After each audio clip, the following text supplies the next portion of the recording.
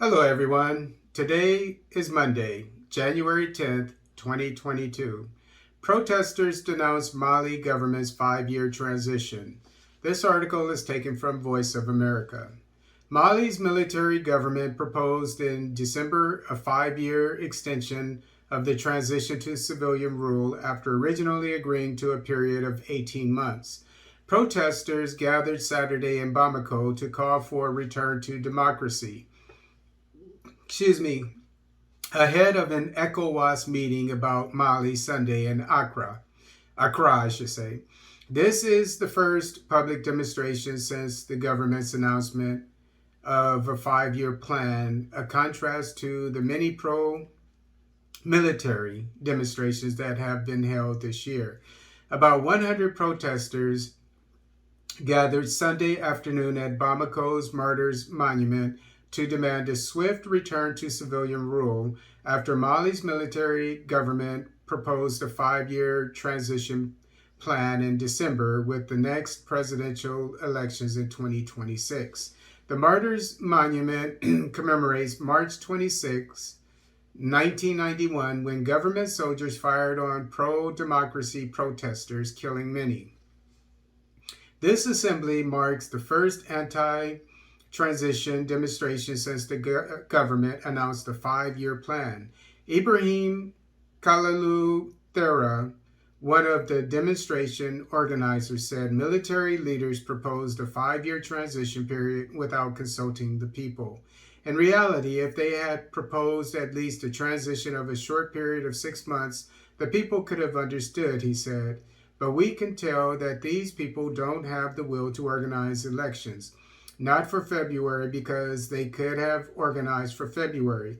But there weren't prior arrangements, there weren't preparations, there wasn't the political will. Sina Thera, 23, a student at the University of Bamako, originally was in support of the military government when they first took power in August 2020 in a coup d'etat that ousted President Ibrahim Boubacar Keita.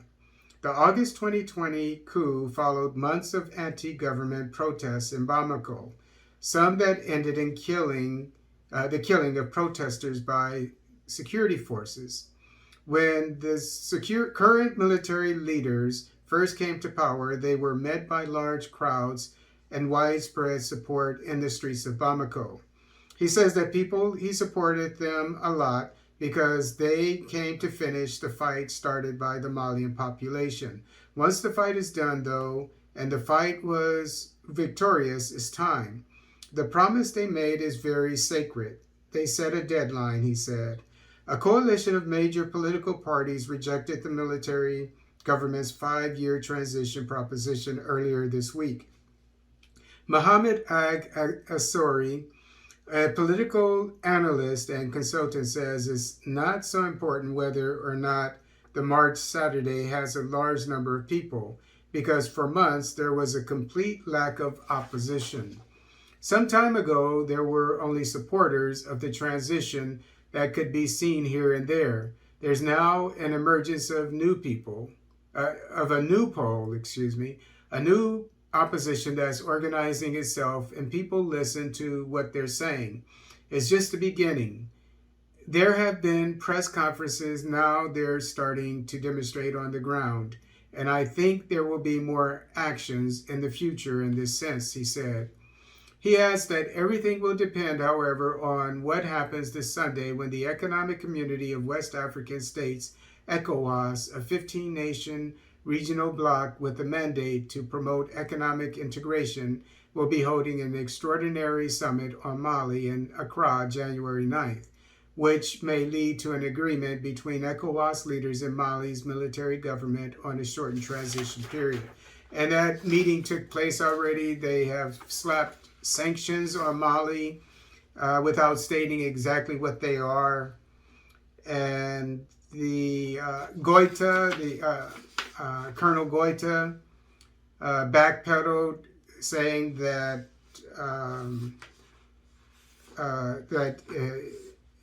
he's open to, from what I understand, a shorter time frame for when elections can be held.